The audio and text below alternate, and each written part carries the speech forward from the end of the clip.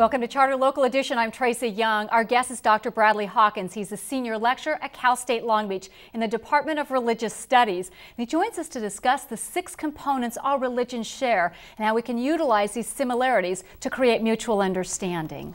Nice to have you with us, Dr. Hawkins. It's my pleasure to be here. So I had a great pleasure of hearing you speak at UCI's, it's called the Inside Edge. They meet very early in the morning. It was at 6:30 in the morning when we were sitting down to breakfast. Since we have such a short time, let's go right directly to these 6 components that religions all share. Would you please, and the first one I understand is sort of myths and stories. That's right. This is the work of a scholar by the name of Ninian Smart, who was one of the first modern comparative religionists. And he basically said there are six interlocking dimensions of religion. The first of these, as you say, is myth. And when he said myth, he didn't mean stories that weren't true, but stories that were very true, stories that meant something to people's hearts as well as to their minds.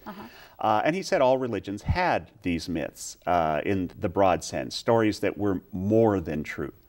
And they led to what he called ritual, which is the acting out of these in what we would call formal religious rituals, the Mass or Buddhist chanting or whatever. And that served to bring communities together into communities of belief. Then he said that led to social institutions, and the social institutions guarded those rituals and myths. And from those institutions developed doctrines, what we would call today theology, that were rules or definitions or explanations of the myths and the rituals. From doctrine, he said, came ethics, that people took these rules and tried to apply them in their personal lives and how they conducted their own personal situations. But what really mattered to him was the last one, and that was experience.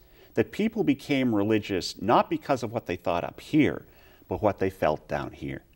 And so what he believed was that the key to religious understanding was for us to realize that we all had similar experiences of reality, that we weren't as different as our explanations of our experiences. So if I hear you tell me these things, stories and myths, rituals, social institutions, theology or doctrine, ethics, and then our experience with it, all of those seem sort of broad-based and big picture. I can buy into every single one of those. So where does the conflict arise? The conflict arises from the fact that we've come to believe that it's what we think about religion that counts rather than what we feel, what our psychological and emotional feeling. The thing is, all people want to find some connection in the world, some meaning to life. All of us do. And I think we all feel that in some way. But the problem is, how do we describe that? Because if I say to you, for example, I love my wife, some other man may say the same thing, but does he mean exactly the same thing I do? I can't know that. Sure. I assume we share a lot of similarities, but we don't know for sure. And so when we have these definitions of our experiences, sometimes we come up with very different definitions of the same experience, I think. So how do we take these, rather than getting stuck, and correct me if I'm wrong, if we take theology or doctrine and we see that the words may be different and the name of the books may be different that we reference or we choose to live by in our religious practice, or even if you're atheist and you don't have one, how can we respect the differences in the verbiage or the different practices and say, I may completely disagree with you, but I respect your differences and I don't necessarily want to harm you. You and I just disagree, Doctor. I think we have to go back to one of the great philosophers, who was Confucius. And Confucius said, I used to listen to what people said, now I watch what they do. And so if we watch what people do, I think we're going to find there's much more similarity than there is difference. And I think what we should do is do away with fear and look to hope instead. Wow, that's a great way to end this. You can watch a much larger interview with us on Charter Special Edition. I'm Tracy Young.